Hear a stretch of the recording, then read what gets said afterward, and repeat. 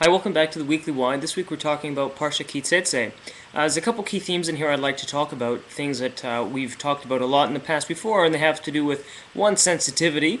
So something that certainly we see as a key theme in Judaism, certainly if you're learning any kind of halakha, any kind of law, or the laws of Shabbat, laws of blessing, laws of kashrut, we see that there are complex laws, sometimes extraordinarily so, and they teach us, among other reasons, have sensitivity to every little thing that you do. You can't do this without thinking about this, and that's the whole idea. And so that's one of the key themes that we've tried to put forward in the Weekly Why, and extrapolate that to certainly an end in itself in terms of our relationship with God, but also in terms of interpersonal relationships, how we treat others, how we relate to others, and that's always a good barometer there in terms of sensitivity. So there's a couple issues I want to talk about.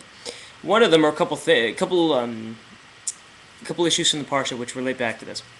And one of them has to do with two nations, Ammon and Moab.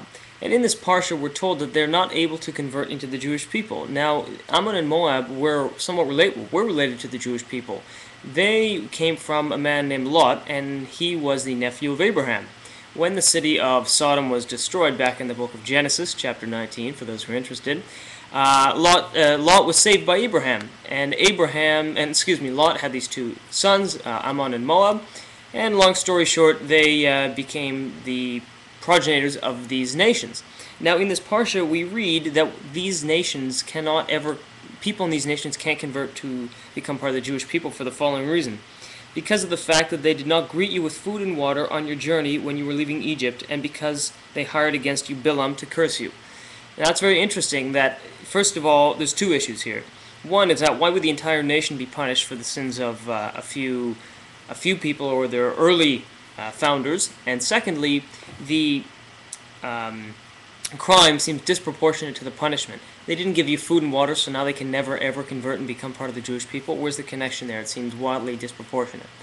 So Nachmanides, he had a thought on this. One of the ideas he was saying is that it's very interesting. If we look at the very same chapter, we see that there's another people who have been allowed to enter the land, or enter the Jewish people, and that's the Edomites.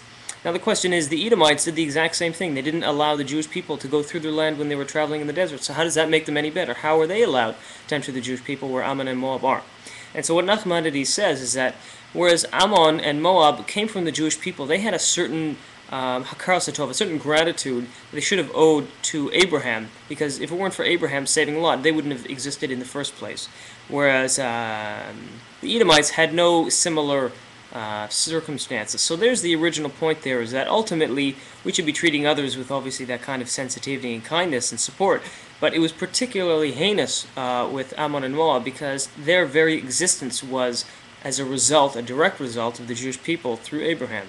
So obviously the idea is that it teaches us that gratitude is an immensely significant trait that we should have if we consider ourselves to be Jews who are growing in our relationship with God. And so that's something that if we do not fully understand that, then our growth is severely stunted. So that can be anything from just waking up in the morning. Certainly when we see Moda Ani, we say, thank you God for creating me in the morning, that we have a recognition and a gratitude of what's happened there.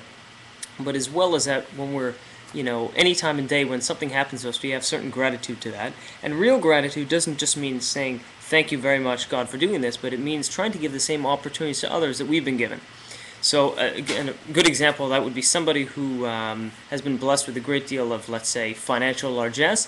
It would be their gratitude, their hakar satov, to give that same thing to others. And so we can go on and on about these opportunities there. And I want to talk a little bit more about sensitivity as well. In this parsha, we learn a little bit of some strange laws, hukim, such as shatnez, that we can't wear wool and linen together, and another idea that we can't plow a field with a donkey and an ox together. These seem like completely nonsensical laws, and they seem to make no sense whatsoever. Now, one of the ideas behind this, about the ox and the donkey plowing together, comes from the school of Tosafos from about 800 years ago.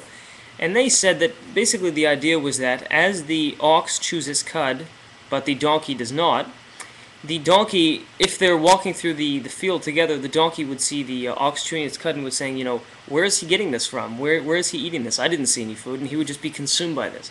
Obviously, it can sound a little bit cute, but the idea is very much straightforward. It's the same idea we read in the Parsha about, having to shoo a mother bird away from the nest if we're taking the egg. So this is the same consistent theme that we see in this Parsha, and I don't think it's a coincidence. We're in the lead up to Elul at the same time. So once again, these are the kinds of messages that we should be really trying to internalize ourselves.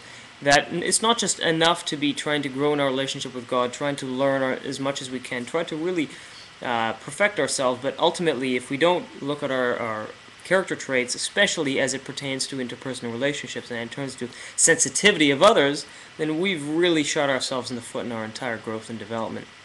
I just want to leave you with one final story from Rabbi Pesach Krohn. He is kind of, you'd call him a teacher and educator in modern day, and he told a story about a man who would always carry a roll of quarters in his pocket. This is a regular middle-class man. This is about a while ago, so you'll understand in a minute. This is about 25 years ago. And he would always carry quarters in his pocket. Nobody understood why. When he passed away, I don't know, his wife or somebody, the story had come through, but basically whenever he gave charity, whenever someone came up to him, he didn't want to give the person $1, only to then ask for change, because he's only giving him 50 cents.